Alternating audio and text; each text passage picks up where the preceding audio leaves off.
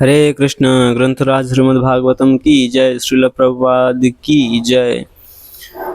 Shrimad Bhagavatam in story form, chapter 40, the marriage of Sukanya and Chavana Muni.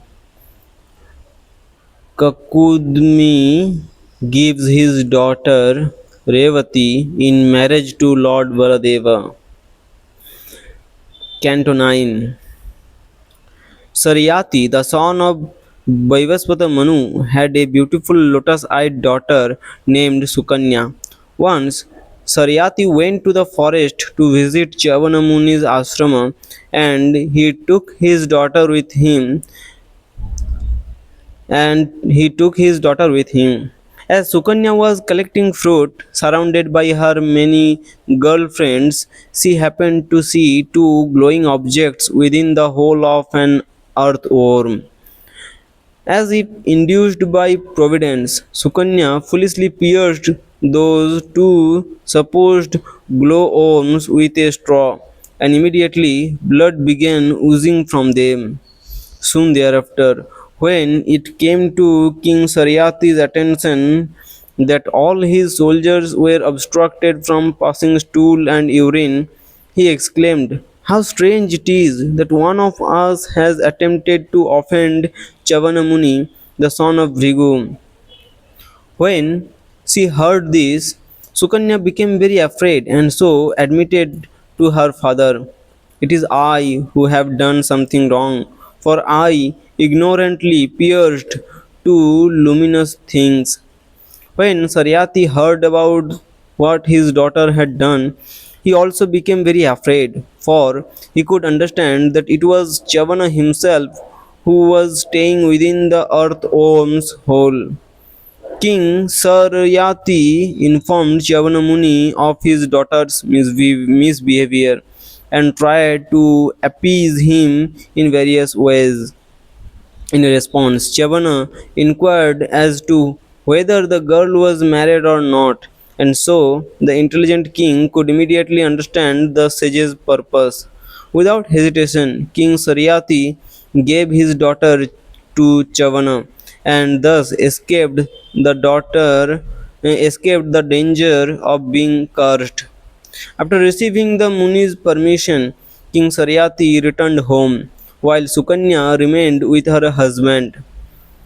Although Chavana was old enough to be her grandfather and very irritable, Sukanya fully submitted to him and dealt with him very carefully according to his mood. Chavana was old enough to be Sukanya's grandfather and very irritable. Sukanya fully submitted to him and dealt with him very carefully according to his mood. Knowing his mind, Sukanya served Chavana very diligently without allowing herself to become bewildered. Sometime thereafter, the Aswini Kumaras, who are the physicians of the heavenly planets, happened to visit Chavana Muni's ashrama. After offering the Aswini Kumaras great respect, Chavana made the following proposal.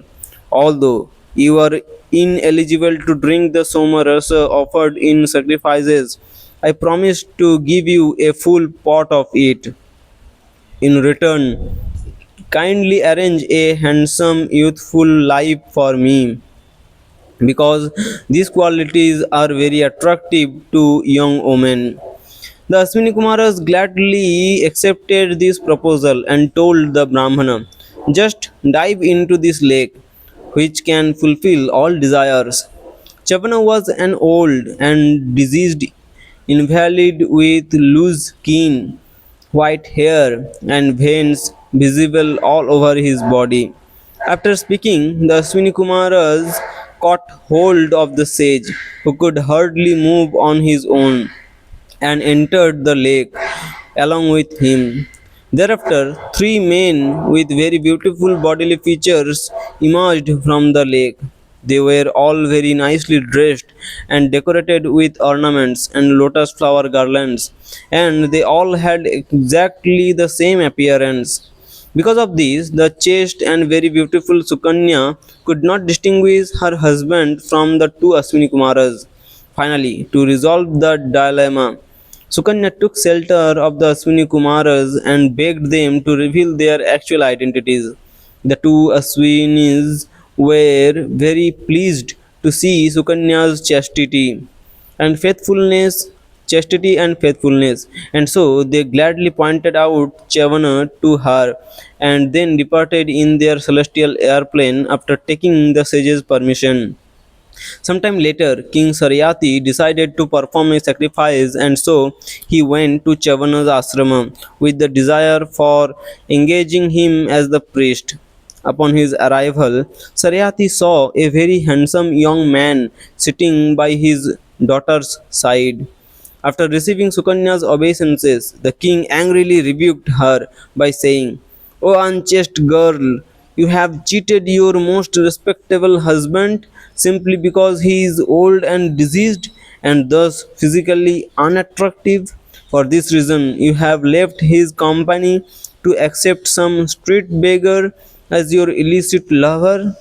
My dear daughter, you were born in a respectable family. Why have you degraded yourself in this way? Because of shamelessly keeping this paramour, you will cause the dynasties of both your mother and father to fall down into hellish life." Sukanya was very proud of her chastity, so that after being chastised in this way, she smilingly She smilingly replied, "My dear father, this young man who is sitting by my side is your son in law, Chavanamuni. By the mercy of the Aswini Kumaras, he has received this handsome youthful body." When King Saryati understood the truth of the matter, he became very satisfied and embraced his daughter with great pleasure. Thereafter, when Chavanamuni performed the Soma Yagya on behalf of King Saryati, he offered a full pot of Somarasa to the Aswini Kumaras. Indra became enraged at this unprecedented act, however, and so to kill the Brahmana in retaliation, he invoked his thunderbolt. But with his superior prowess, Chavanamuni paralyzed Indra's arm before he could even release the weapon. As a result, even though the Aswini Kumaras had formerly been excluded from drinking Somarasa on the grounds that they were mere physicians, the demigods pacified Chavana by agreeing that henceforward they would be able to do so. A grandson of Saryati's named Revata constructed a kingdom within the depths of the ocean, which was known as Kusasthali. Kusasthali. King Revata had 100 sons, of whom the eldest was Kakudmi. Again, a grandson of Saryati's named Revata constructed a kingdom within the depths of the ocean, which was known as Kusasthali. King Revata had 100 sons, of whom the eldest was Kakudmi. Once upon a time, Kakudmi took his daughter Revati and went to see Lord Brahma in Satyaloka for the purpose of inquiring about a suitable husband for her. However, upon his arrival, Kakudmi found that Lord Brahma was engaged in listening to a concert performed by the Gandharvas and thus could not be disturbed. Kakudmi decided to wait, and so, when the concert was over, he was able to meet Lord Brahma. After offering his obeisances, Kakudmi submitted the names of those whom he regarded to be a suitable husband for his daughter. In response, Lord Brahma laughed loudly and said, "O king, all those who all O king, all those who you may have decided to accept as your son-in-law, O king, all those who you may have decided to accept as your son-in-law have long since passed away. Indeed, as you waited here for almost half an hour, 27 cycles of the four yugas have passed, so that even the sons and grandsons of those who you have chosen have long ago been forgotten.